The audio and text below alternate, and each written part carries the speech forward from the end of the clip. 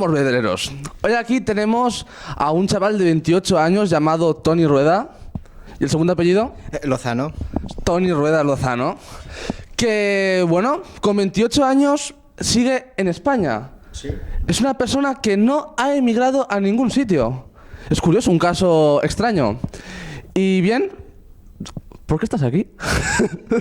Porque creo que este país se puede mejorar desde dentro. O sea, yo veo a los políticos, veo a la gente cómo actúa, he dicho, ostras, se puede mejorar, hay mucho margen de mejora. Por lo tanto, creo que estamos en el mejor momento para tomar decisiones y para cumplir nuestras pasiones y retos. Creo que es el mejor momento el actual. Es verdad que es difícil, es más complicado, pero yo creo que estamos ahora mismo en el mejor momento posible. Entonces, yo siempre os animo a todo el mundo a que siga sus pasiones, a que siga sus talentos y que acabe haciendo proyectos que generen valor a la sociedad. Creo que es el mejor momento ahora mismo. A pesar de todas las circunstancias, creo que ahora mismo es el mejor momento. Entonces tú eres un emprendedor, ¿no? Sí, lo que se dice. Es verdad que esa figura ahora mismo está un poco pues, denostada. Todo el mundo habla de ser emprendedor y todo eso. Al final eso se tiene que un poco creer desde pequeños quizá, ¿no? De llevar tus proyectos a cabo. Pero sí que es verdad. Lo que se llama ahora de ser emprendedor, de tener tu propia empresa en el futuro y de seguir siempre tu pasión, que eso yo creo que es la clave, seguir las pasiones de cada uno. Y bien, en el área del conocimiento, es decir, ¿en qué área destacas? ¿Qué has estudiado o qué has hecho? Pues yo estudié Administración y Dirección de Empresas en la Universidad Politécnica de Valencia y luego me gradué en Publicidad y Relaciones Públicas en la UGI, en Castellón. Durante esa época más universitaria me eligieron Joven Talento del País, una importante consultora de comunicación a nivel mundial. Y bueno, y luego ya a nivel laboral ya pasé por departamentos de marketing de multinacionales, luego fui asesor de mi universidad de comunicación y a partir de este verano decidí pues, llevar a cabo mis proyectos personales. Además, aparte de todo esto, otros proyectos que tengo, estoy haciendo varios másters. Un máster en marketing digital y otro máster en creación de nuevas empresas internacionales. ¿Y de dónde sacas tanto tiempo? Pues saliendo poco, solo sábados por la noche y gracias. La verdad es que como cuando lo que comentaba, cuando algo te apasiona, cuando algo te gusta de verdad, a mí no me importa acostarme a las 2, 3 de la mañana y luego levantarme a las 8, no me importa. Es verdad que luego el fin de semana está más cansado, pero cuando algo te gusta, el tiempo es muy relativo. Entonces, si no me gustara, sí que diría, no tengo tiempo para nada. Pero cuando algo realmente te gusta, creo que es algo esencial y que al final lo sabes compaginar. Es verdad que te limitas, cuando los amigos se van de viaje, a veces no puedes ir, pero al final compensa bastante. Cuando haces algo que te gusta, compensa mucho. También he oído que estás encaminado a conseguir un premio o algo así. Sí, es que bueno, uno de los proyectos es una startup de educación. Lo presenté a un programa que se llama Youth, no sé si lo conocéis, es un programa del Banco Santander que organiza por las universidades de toda España. Y bueno, este programa tiene ya 8 años, es bastante famoso, bastante prestigioso. Y bueno, y lo que haces es competir contra toda España. El premio es, si gano en Castellón, me iré a Silicon Valley, a Estados Unidos. Y luego, si ya voy a Silicon Valley y gano ya la parte de Castellón, ya competiría contra toda España para ganar 30.000 euros. Y te llevan a cabo tu empresa. Además, durante este programa, que dura desde enero hasta verano, pues te ayudan a montar tu empresa, te dan clases teóricas, te dan mucha fundamentación para montar la empresa. Y bueno, y la startup educativa la idea está dirigida a vosotros, a los estudiantes de instituto, y es una manera de intentar cambiar la educación. Uno de los grandes problemas de este país, de España, es el sistema educativo. El sistema educativo, para el contexto que va a venir, para el nuevo mundo que va a venir, está completamente obsoleto. Entonces creo que hay que empezar a modificar esa educación. Entonces, pues, mi startup al final es un primer paso para modificarlo. ¿Vale? Has utilizado un término que no he escuchado en mi vida, startup. ¿Se pronuncia así? Sí, startup. No, startup. Startup. ¿Qué es eso? Pues una startup no es más que una empresa, un proyecto de base tecnológica con fácilmente escalabilidad. Dicho así, qué locura, ¿no? Bueno, dicho así, ¿no? Pues son empresas que tienen, pues, se utiliza tecnología, ya sea internet, pues todo lo que viene siendo este nuevo mundo que viene. Entonces, al final, el negocio se basa en eso, se basa en utilizar la tecnología y crear valor en la sociedad. Entonces, cuando tú utilizas la tecnología, es fácilmente escalable. ¿Qué quiere decir esto? Que fácilmente se puede ir a cualquier parte del mundo. Por ejemplo, si tú montas un bar, tú te limitas a montarlo aquí. Pero si yo monto una empresa en la nube, donde puedas poner vídeos en la nube, cualquier persona, cualquier parte del mundo la puede utilizar gracias a internet. Pues esa es la gran diferencia. Son empresas con base tecnológica que son fácilmente escalables. Tienen un crecimiento muy rápido en muy poco tiempo. Si hay que montar un bar en diferentes partes del mundo, nos costaría meses, ¿no?, de licencias, pero al final, cuando utilizas la base tecnológica, puedes llegar a cualquier parte del mundo en nada, en días. Y esa es la gran diferencia que hay, muy resumido, pero viene siendo eso. Y una pregunta personal. ¿Qué hobbies tienes? Porque claro, una persona tan así... No sé, quiero saber qué música te gusta, qué deportes o algo. Sí, bueno, hago natación porque no me queda otra, me obligan los médicos. Yo también. Así vas, está. Pero a mí no me obligan, yo lo hago porque quiero. No, a mí me obligan y a mí ya la natación no puedo hablar, por tanto me cuesta. Y me gusta mucho el fútbol, yo soy muy del Barça, muy seguido del Barça, entonces, pues bueno, mis hobbies van siendo, pues, también salir con los amigos y todo esto, evidentemente, pero es verdad que me gusta mucho el fútbol. No practicarlo, antes sí, ahora ya me vi que no iba a llegar a ser como Messi, por tanto, no, mejor lo dejamos. Entonces me gusta muchísimo el fútbol, soy muy seguido del Barça, además pertenezco a la peña barcelonista de aquí, soy directiva peña barcelonista aquí del Camp de Morvedre, y la verdad es que sí, pues, mi gran pasión es esa, el fútbol y el Barça pero apasiona absolutamente, más que la Porta, más que la Porta. Veo tu camisa azulgrana. Bueno, no tanto azulgrana, pero es verdad que iba a poner con la camiseta del Barça, pero me sabía mal, entonces digo, no creo que sea momento para eso, pero es verdad que mi gran hobby es el fútbol, a mí el Barça me apasiona. Y por supuesto, siempre se dice viajar, salir con los amigos, ¿no? Que es muy postureo, pero bueno, también me gusta, pero es verdad que mi gran pasión es el Barça, es el fútbol. Bien, ¿tenéis alguna pregunta? Veo a Sergio levantando la mano. A ver. Yo te quiero preguntar un poco personal, que si ha habido algún momento en tu vida que te has tenido que decidir entre algo social y entre algo del trabajo, o sea, que has tenido que tener una decisión, por ejemplo, una novia o tu trabajo, los amigos y tu trabajo. ¿Cómo has conseguido resolver esa situación? Pues lo que comentaba antes, al final es que tienes que apostar. La vida al final es tomar decisiones, es en qué vas a decidir. Y es verdad que en el caso de parejas, etcétera, lo intentas compaginar un poco, pero al final cuando tú apuestas por proyectos personales, y sobre todo proyectos personales que siempre suelen costar mucho más, porque no estás solo, o sea, estás solo, no tienes un gran equipo como está en una multinacional, que tú tienes un horario de 8 horas y te vas a casa. Cuando tú montas un proyecto empresarial, tienes una gran responsabilidad sobre esto. Entonces tienes que decidir. ¿Qué te hace más feliz? Al final aquí entramos un poco en filosofía. ¿Qué te hace más feliz? Y a mí, al menos a día de hoy, mis proyectos a mí me apasionan, me encantan, lo he dicho antes, entonces al final decides eso. Pero es verdad que lo puedes compaginar, con salir y con los amigos, etcétera. Entonces, por ese aspecto creo que al final la clave está en si haces algo que te gusta, lo vas a poder compaginar con lo que haga falta. Hombre, si es irte a Nueva York a vivir y estás viviendo aquí, no tenía mucho sentido. Pero si lo puedes compaginar, no hay ningún tipo de problema. Y lo que ha dicho Sergio, si tuvieras que elegir entre el Barça y tu trabajo, ¿qué elegirías? Ostras, oye, esa es muy buena pregunta.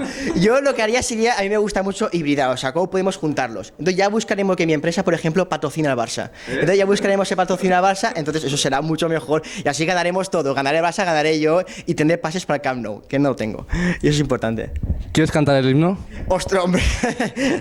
Oye, si lo cantamos todos, ¿hay alguien del Barça aquí? No. Entonces, Yo soy del Valencia. Entonces, no No te atreves. No, hombre, es que canto muy mal, esto no es la voz. Hombre, Vale, si os giráis y veo que os gusta y os doy la vuelta como la voz, pues a lo mejor sí, pero si no. No sé cantar muy bien, lo siento mucho, me pido disculpas porque no sé cantar. Vale, bueno. ¿Alguna pregunta más? Carles. Yo sí que tenía una pregunta para Tony. Vamos a ver, hay gente, hay sociólogos, hay dos tipos de corrientes sociológicas en estos momentos. Unos que afrontan Internet como una herramienta de comunicación más que se vendría a sumar a las que han ido apareciendo durante los 2 últimos siglos, como puede ser el cine, la televisión, la radio, desde la imprenta, digamos que se suceden nuevos medios de comunicación. Y luego hay otra corriente sociológica que dice que en realidad el invento que genera Internet no es exclusivamente un medio de comunicación o genera una manera de relacionarse entre la gente, sino que genera un cambio de era parecido al que supuso la rueda, el fuego, la imprenta, etcétera. Me gustaría un poco porque creo que en el trasfondo de ese cambio de era, ese cambio de era que produce Internet, en el que incluso dicen que el Homo sapiens está, evolucionando hacia una nueva especie de Homo videns, es decir, que hay un montón de corrientes alrededor. Me gustaría saber que explicaras un poquito a ellos, porque están todavía en una edad adolescente en la que tienen que afrontar nuevos retos que ni siquiera sospechan. Hemos estado hablando anteriormente de que tienen que afrontar no solamente la manera de mirar al mundo, sino la manera en cómo el mundo les mira a ellos, porque la cámara se ha dado la vuelta con el concepto de selfie. Entonces me gustaría que si pudieras un poco dar tu opinión sobre lo que supone Internet en el mundo digamos, en un cambio de manera de estar en el mundo, ¿no? Y también un poco que hables también de la economía social y colaborativa que fue... Estamos rodeados de eminencias, ¿explican? Yo. Ibas a hacer Cantaino el Barça, ¿eh? ¿Te has acordado? O sea, bueno, el gran cambio que viene, o sea, estamos en un sistema capitalista, pero hay un cambio aquí muy radical. Hay varios puntos que están haciendo ese cambio y que os va a tocar a vosotros. A mí me está tocando ya y a vosotros ya ni os cuento lo que os va a venir encima. Pero esto lo podemos ver de dos maneras. Una como, ostras, la que se os viene encima, o, ostras, hay oportunidades. Podemos hacer cosas, ¿no? Entonces, como ha explicado Carles, estamos en un cambio de paradigma económico, estamos en un nuevo cambio de sistema. En el mes de enero se celebró el Foro de Davos, no sé si conocéis el Foro de Davos. Bueno. Es un gran encuentro del sistema capitalista, o sea, empresarios, los políticos muy importantes se reúnen en Davos, que está en Suiza, y empiezan a debatir sobre el mundo que viene, ¿vale? Esto se hizo en enero, ¿y qué dijeron en el Foro de Davos? Que estamos en una cuarta revolución industrial. Una revolución industrial, la cuarta revolución industrial, entonces, eso significa un cambio económico y social brutal, pero brutal no es que esto sea un cambio como una crisis económica puntual, es un cambio espectacular. Y eso es el mundo hacia donde vamos, en el que estamos en una cuarta revolución industrial, donde muchos empleos se pueden o correr un gran riesgo de robotización. Y esto va a implicar que, como antes comentaba, que los sistemas educativos estén completamente inadaptados. Los sistemas educativos estaban adaptados a una realidad industrial, a los sistemas industriales que ya están dejando de existir. Aquí lo estamos viendo en el Puerto Sagunto, por ejemplo. Estamos viendo como mucha industria está cerrando, pues está deslocalizando, está acabando, ¿no? Hay muchas manifestaciones. Esto, más allá de la crisis económica, que es verdad que actúa, estamos en un cambio de paradigma económico. Estamos en esa cuarta revolución industrial. Y esa revolución industrial implica varios factores. Uno es el más fundamental de todos, y los economistas lo dicen, pero los políticos no se dan cuenta. Entonces, si los políticos no lo dicen, la sociedad parece que no se entere, es que el sistema capitalista tiene sentido cuando hay escasez. Cuando hay escasez tú te falta un producto que tú lo tienes, yo te lo compro por intercambio. Si se genera ese dinero, ¿no? Se genera ese beneficio para ti. Pero ahora mismo, gracias a la tecnología, gracias a este nuevo cambio, hay completamente exceso, hay exceso de todo. Tú ahora mismo puedes acceder a cualquier tipo de servicio o producto casi de una manera gratuita, gracias a Internet. Y eso también implica otro nuevo concepto que viene, que es la sociedad a coste marginal cero. El coste marginal no es más que lo que cuesta una nueva unidad de producción. Y eso tiene que ser gratuito. A modo de ejemplo, para que lo entendamos, por ejemplo, el sector de la música. El sector de la música está como en crisis, ¿no? Todos los cantantes se quejan de que cobran poco y todo eso. Antes, ¿cómo funcionaba el sector de la música? De una manera más industrial. Yo tenía una canción, una maqueta, yo me la llevaba a un estudio, y si el estudio quería, la publicaba. Eso creaba un intercambio, o sea, una parte del coste, ¿no? Ahora, gracias a Internet, yo cojo y lo subo a YouTube, lo subo a diferentes plataformas y yo puedo coger de manera gratuita. Ese concepto de esa gratuidad, ese gratuito, es lo que está modificando todo el sector y lo que va a implicar que tengamos nuevas formas de enfrentarnos a la sociedad, de enfrentarnos a la economía. La economía al final está en todos sitios. Por tanto, tenemos un grandísimo reto. Es verdad que yo siempre lo digo, que no vamos a ver la vida de nuestros padres, que tenemos de nuestros padres, de trabajar 40 años en la misma empresa, de casarse y tener hijos, esa vida no va a venir. O sea, va a ser complicado verla. O sea, vamos a tener una vida mucho más volátil, mucho más flexible, estaremos en muchas partes del mundo, no trabajaremos siempre en la misma empresa, es más, vamos hacia el trabajo por proyectos, al mundo freelance, y todo esto implica un cambio muy grande, porque en nuestra casa, menos mis padres, y vuestros padres probablemente, nos han educado a oposita, ¿no? A que hagas algo muy seguro, no tengas una vida muy segura. Pero es que Internet, la tecnología, lo que está haciendo es que sea un mundo completamente líquido, completamente adaptable, maleable, o sea, se puede moldeable a cualquier tipo de cosa. Y eso está entrando en todas las partes del mundo. Entonces, o nos adaptamos a esto que va a venir, o lo podemos pasar muy mal. Y ya en el Foro de Davos se hablaba de desigualdad y pobreza. En el caso de España, podemos ver los niveles de desempleo, pero también nadie habla de los niveles de desigualdad, de que como la brecha entre ricos y pobres cada vez es más amplia. Las clases medias, que son los que estaban en mitad, están desapareciendo, y eso es un cambio muy, muy radical. Entonces, ¿cómo vamos a enfrentarnos a esto? ¿Cómo vamos a tomar decisiones ante esto? Es algo que no hemos empezado a debatir. Yo ayer veía el Congreso de Diputados como los políticos empiezan a enzarzarse en disputas y realmente nadie habla del gran problema que viene, que no es problema, es problema si lo planteamos el sistema como pensamos actualmente, como se nos ha educado. Si lo planteamos siendo mucho más flexibles, adaptándonos mejor al contexto, gracias a esa tecnología, gracias a conocer los nuevos fundamentos que van a venir, pues creo que será un gran reto y que la gente podrá crear cosas, podrá seguir lo que siempre digo, y me gusta mucho el concepto pasión, podrá seguir sus pasiones y probablemente probablemente la gente implicará, si lo hacemos bien, una mayor felicidad del mundo. Porque probablemente un concepto que a lo mejor habéis escuchado también y que está muy relacionado, que ha dicho Carles, de este nuevo sistema, es la renta básica universal. No sé si os suena, porque Pablo Iglesias de Podemos hablaba de este concepto, y es una renta que tú recibirías por ser ciudadano, por vivir aquí.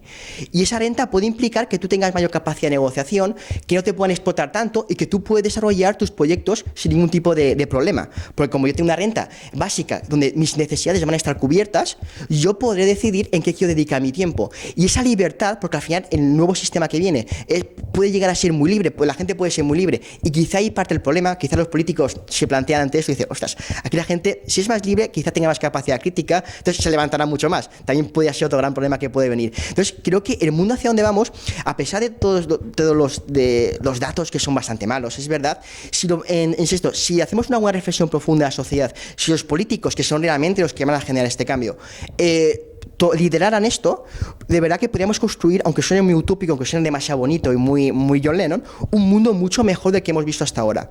Creo que ahí está el gran reto, y de verdad que vosotros los jóvenes, y yo también, nosotros jóvenes tenemos esa oportunidad de oro, pero es verdad que quizá no se nos dice, entonces si no se nos dice no lo sabemos ver, pero creo que estamos ante esa oportunidad, y espero que con esto que estoy diciendo, que es muy resumido, pues evidentemente no tenemos mucho tiempo, pues os haga reflexionar, diga, ostras, ¿y si hacemos las cosas diferentes? ¿No? Como decía mucho Steve Jobs y Apple, el think different, ¿no? El pensar diferente. Y bueno, creo que estamos ante ese gran reto que se nos viene ahora mismo. No sé si hablo mucho. No. Sí. Bueno, como ha dicho antes mi compañero Xavi, tú eres una especie en extinción. Eres un joven, 28 años habías dicho, que emprendedor, como te has definido de alguna manera, pero que sigue en España. Y aquí viene el tema de la fuga de cerebros. Tú te has quedado aquí, pero ¿qué opinas de la gente que de verdad marcha a otros países para buscar estas oportunidades que tú eres partidario de encontrar? ¿Lo ves bien, lo ves mal, o simplemente crees que cada uno es propio de hacer lo que quiera, o es bueno para el país o no? ¿Qué piensas? Pues claro, hay que definir muy bien exactamente qué tipo de empleo. Lo mismo un científico quizá, uno que tenga más emprendedor, mucho más de ADE, mucho más de montar tu propia empresa. Y es comprensible, por ejemplo, en el caso de la ciencia, tengo muchos amigos científicos que están fuera ya, y es verdad que en el caso de la ciencia, pues montar una startup científica es mucho quizá más complicado que montar otro tipo de empresa. Además, también hay que ver lo que tú mismo has comentado, que la gente al final es libre, y es verdad que en el caso de España existe pues mucho impedimento burocrático. Este país no está adaptado al mundo emprendedor, no está adaptado al mundo empresarial que va a venir. Entonces, creo que cada uno es completamente libre de tomar la decisión que quiera. Insisto que hay que tener muy en cuenta, depende a qué te quieras dedicar.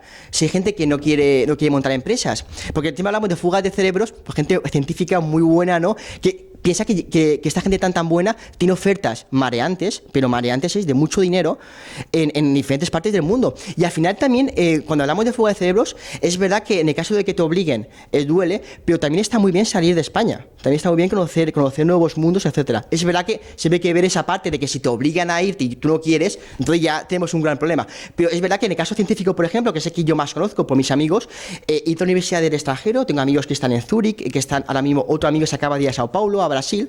Ostras, eso te enriquece muchísimo como profesional también. Aunque luego quieras volver siempre te va a enriquecer mucho. Entonces hay que ver un poco el caso de cada persona, el caso particular de cada persona.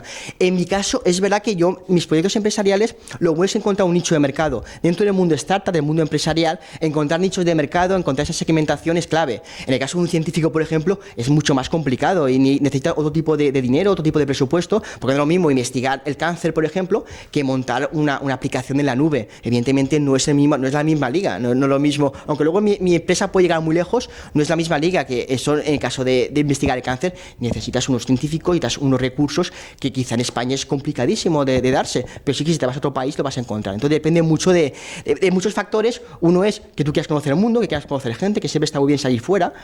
Otro es que depende de tu proyecto, necesitas unos recursos que a lo mejor en España ni están, pero no han estado ni en época de crisis ni en época de bonanza. O sea, en el caso de España, que hemos sido un poquito más en ese aspecto, mucho más retrasados en el caso de Europa. Entonces depende de muchos factores. Pero bueno, En el caso del mundo startup, del mundo más de montar una empresa, no nada tiene que ver con científicos, sino mucho más de empresarial, más economista, más de ADE, ¿no? Más ese aspecto. Creo que España es un muy buen mercado. Es muy complicadísimo, también te lo digo. Pero todo lo que sea llevar proyectos en la vida, cualquier tipo de proyecto, es difícil. Pero creo que España es el mejor momento para hacer estas cosas, porque como todo el mundo se quiere ir, tienes ese mercado para ti solo, entre comillas. Entonces, eso siempre apetece. Y además piensa que también tiene un sentimiento patriótico. Yo no es que sea muy patriota, pero siempre ostras, ¿por qué no puedo mejorar yo mi país? Siempre te viene ese concepto de, ¿por qué no puedo yo intentar, a menos intentarlo? Que luego, al final, fracasar es lo de menos. O sea, sí, probablemente se fracase, porque al final la vida, para aprender es lo mejor fracasar. Entonces, al final también tienes ese sentimiento patriótico de, ostras, ¿por qué no podría yo intentar con mis empresas ayudar al país? En el caso de la educación, ¿por qué no puedo? Al final, la educación, no quiero ganar dinero con la educación, ni por asomo, pero sí quiero que los jóvenes que vienen, que los jóvenes que de aquí nada se van a enfrentar a esta realidad del nuevo mundo, estén ya menos adaptados a esto. Entonces al final tienes ese sentimiento patriótico, casi un poquito también utópico, entonces se juntan muchos factores, entonces depende mucho de cada persona, por supuesto. Bien, otra pregunta tenemos, 2. Bueno, yo en los programas que hemos estado haciendo de Morvedre Multimedia hasta ahora, uno de los debates que tuvimos, que yo se lo planteé como un debate real, pero que me parece que es un debate falso, es el debate entre seguir tu vocación o seguir al mercado, es decir, seguir las salidas profesionales, ¿no? Creo que es un debate falso porque, por ejemplo, no hay más que mirar todos los arquitectos que pensaron en su momento que ser arquitectos era la mejor salida profesional del mundo y que en el año 2007-2008, cuando cae Lehman Brothers, pues se quedan prácticamente sin trabajo. Pero bueno, me gustaría una cosa que yo creo que es fundamental, que has dicho, que has mencionado 2 o 3 veces la palabra pasión, y me gustaría que comentaras tu visión sobre ese hecho, porque los corresponsales básicamente tienen todos entre 15 y 18 años, se tienen que enfrentar a decisiones muy rápidas en muy poco tiempo, y creo que el concepto de pasión me parece que es importante subrayarlo. Exacto. Eso te das al brazo. Exacto. Es verdad, la clave es la pasión. Dentro de mi startup educativa, dentro de lo que yo quiero plantear, que estoy ahora mismo en ciernes, empecé en enero, hace mes y medio, es esto, cómo podemos descubrir la pasión de la gente. Eso es fundamental. Al final, ¿qué es la pasión? Que tú lo que hagas te guste. Yo siempre hablo de tres círculos, ¿vale? Que algo te guste, ¿vale?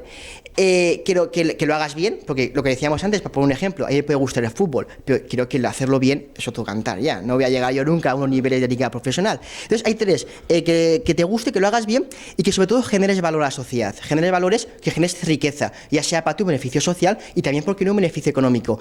Y creo que el gran problema que viene es que la gente no encuentra su pasión, no encuentra aquello que te guste, aquello que puedes hacer bien. Entonces yo siempre pienso, yo creo que los sistemas educativos no deben enseñaros nada, o sea, nada para memorizar teóricamente. ¿Por qué? Eso es opinión personal. Porque está en Google. Toda la información está en Google. El gran cambio que viene es que la gente, los chavales de instituto, por ejemplo, saben más o tienen posibilidad de saber mucho más que un profesor. Porque lo tienen todo en Google. Porque ahora mismo, y esto no es que lo diga yo solo, esto, el mejor en educación del mundo, el mejor, que es un teórico de educación que se llama Ken Robinson, es un teórico muy, muy importante, habla de esto. Habla de que todo lo tenemos en un clic. ¿Para qué enseñar los reyes godos si lo tenemos en un clic? Entonces, la clave está en los sistemas educativos, deben de crear un contexto adecuado para desatar las pasiones. Si yo encuentro mi pasión, si yo encuentro, porque mi pasión está muy relacionada con la vocación también, si yo encuentro lo que me gusta realmente, ya encontraré, porque te gusta tanto, ya encontraré los medios para desarrollarlo.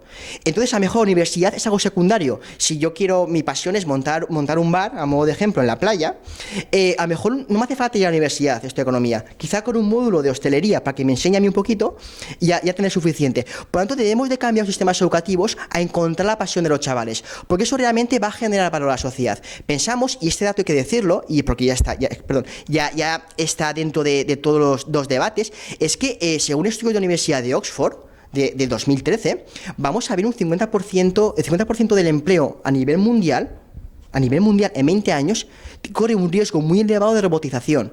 Esta idea, el foro de Davos que antes comentaba, que es el gran foro capitalista, ha reconocido que, ostras, que tienen razón, esto hace 2 meses.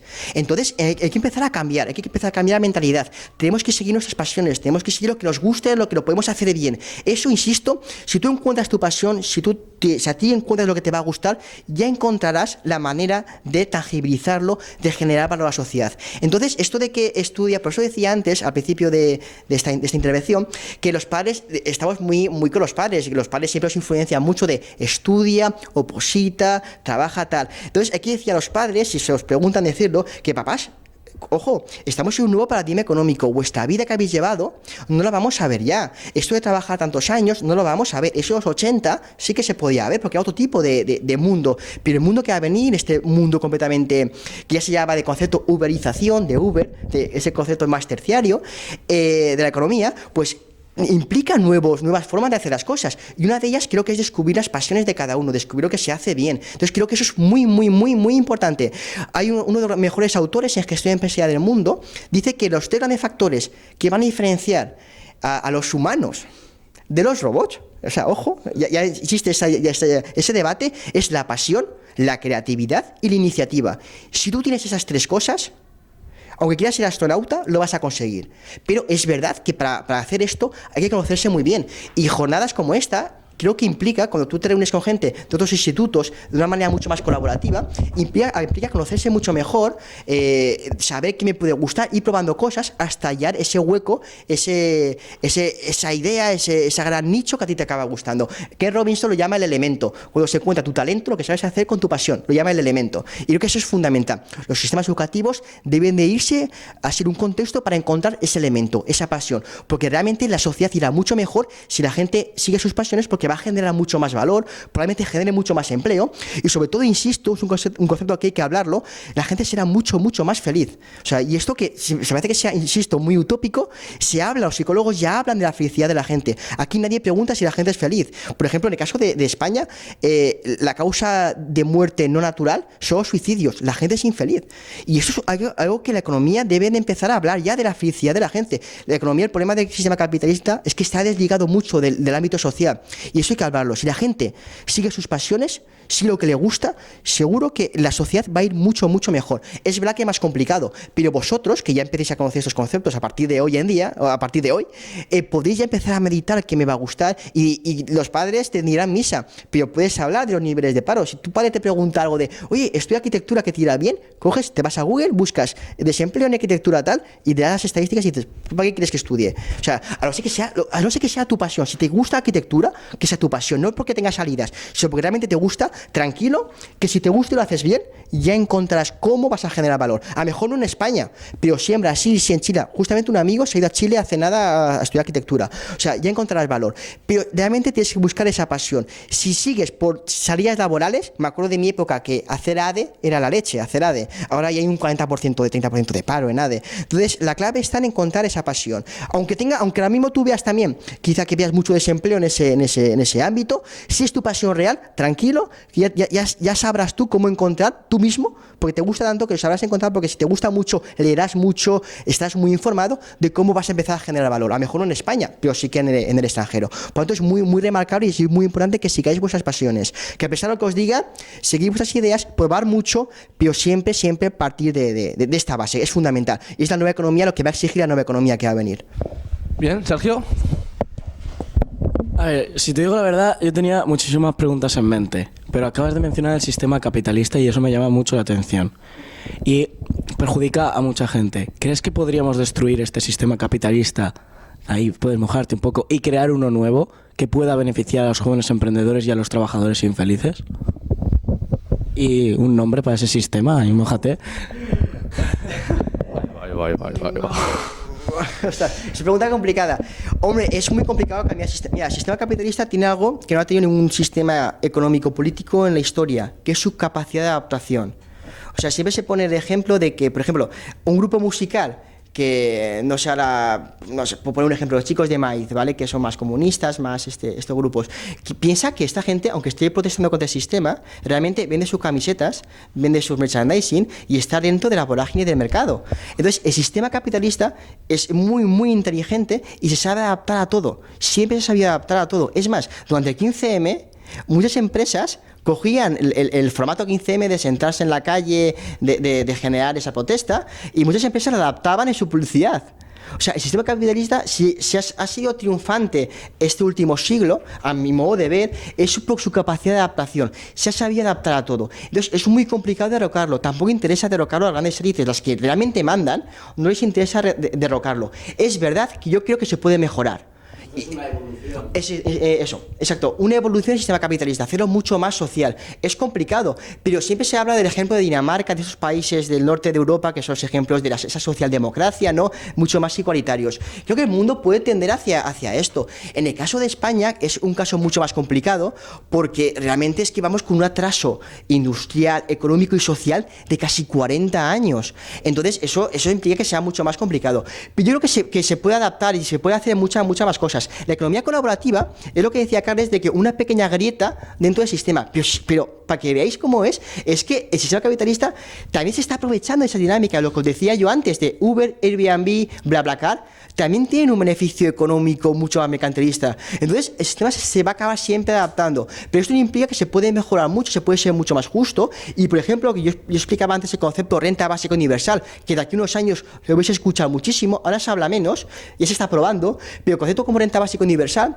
al final la gente podrá tener sus necesidades cubiertas, pero ojo, la renta básica universal, y lo que también implica es que sea para mantener el sistema capitalista, porque sea para mantener la sociedad de consumo, ese libre mercado. Entonces, será muy complicado derrocarlo. Entonces, hay que ser también un poco realistas. Evidentemente, crear un paraíso comunista no creo que sea quizá la solución. El país comunista a lo mejor no ha sabido, la teoría estaba muy bien, pero la práctica no se ha sabido gestionar. Entonces, aquí también podríamos hablar un poco de valores, de que la gente en qué piensan, de una manera colectiva, de una manera mucho más individual. Entonces, también había un cambio cultural, un choque cultural muy fuerte. Entonces, cambiar esto, hay que reconocerlo, es muy complicado, porque también vendía del sistema de valores. Quizá la gente, otra pregunta que lanzo, ¿la gente es egoísta por naturaleza? La gente es egoísta, solo piensa en sí misma y acumula riquezas. Entonces, aquí entra un debate que es mucho más complicado y muy profundo, y que yo tengo la solución. Si supiera la solución, estaría hablando con Obama en la Casa Blanca. O sea, yo la solución no la tengo. Yo creo que se puede adaptar, se puede hacer las cosas mucho mejor. Es verdad que dentro del cambio político que está viniendo en España, aparecen partidos mucho más disruptivos, mucho más cambiantes, como puede ser Ciudadanos o Podemos, que serán cosas buenas o cosas malas, pero implican un cambio, ya un cambio que al menos un poco de frescura dentro del país, y estos partidos pueden llevar a hacer cosas nuevas y cosas sobre todo adaptadas a lo que va a venir. Entonces creo que no habrá un cambio radical, pero sí que a lo mejor una adaptación. Si no cambiamos esto, si no empezamos a cambiar, vamos a ver nivel de desigualdad y pobreza. El economista Piketty ya habla de, si no cambiamos el sistema, o al menos adaptarlo, mejor dicho, hacer cambios para adaptarlo, no es uno nuevo, sino adaptarlo, vamos a ver desigualdad y pobreza de hace 200 años. Y esto ya hay economistas que lo dicen. Y estamos viendo, si tú ves los datos de Intermonósfera, tú ves estos datos, lo estamos viendo ya. En el caso de España, más particular, y es increíble. Entonces, implicará pues reformas, no recortes, que siempre se utiliza, no, reformas de verdad mucho más amplias. Yo creo que se puede adaptar el sistema. Insisto, creo que la renta básica universal y el nuevo sistema de consumo mucho más colaborativo, creo que es uno de los dos primeros pasos para empezar a cambiar el sistema y a hacerlo un poquito más justo, insisto, mucho más igualitario. La clave está en ser igualitario, porque ricos pueden haber, por supuesto que puede haber ricos, pero no implica que también haya tanta gente pobre, es lamentable, es lo que se puede tolerar. Entonces tiene que haber mucha más equidad, aunque luego este Amancio Ortega tenga mucho dinero, pero puede ser que muchos, que casi, no sé si eran millones de niños, pasen hambre en España, que hay estudios que lo dicen. No se puede tolerar en el siglo XXI, esto no es la posguerra, esto ya hemos superado esto. Entonces, esto creo que es muy importante que haya ese debate. Me preocupa un poquito más que los políticos quizá de esos temas no hablen tanto. Allí en el debate de investidura hablaban, no sé, se tiran más los tratos a la cabeza que hablar de los problemas reales de la población. Pero aún así soy optimista y creo que las cosas tienen que cambiar a mejor. También verá que a peor, más complicado ir. Pero creo que el sistema se adaptará mucho mejor a las circunstancias. Pues eso espero. ¿Alguna vez has hecho un test de inteligencia? Pues no, la verdad es que no. También, mira, sobre esto también hay otro debate, porque los test de inteligencia suelen ser mucho más de matemáticos. Y según Gardner, hay casi 8 tipos de inteligencia, y solo se los mide una. Es un problema del sistema educativo, te cuentan por el mismo patrón. Si no eres bueno en matemáticas, no sirves para nada. Y ahí está el gran problema, que, insisto, es una modernidad líquida, es un mundo mucho más líquido, y hace falta más cosas aparte de matemáticas. Y dentro de los nuevos tipos de inteligencia está la inteligencia social y todo esto, la inteligencia emocional. Entonces, nunca me he hecho un test. Una amiga psicóloga me dice que tengo gran inteligencia social, si te sirve de respuesta. Vale. Bueno, pues esto es todo. Y muchas gracias, Tony. Y a la próxima.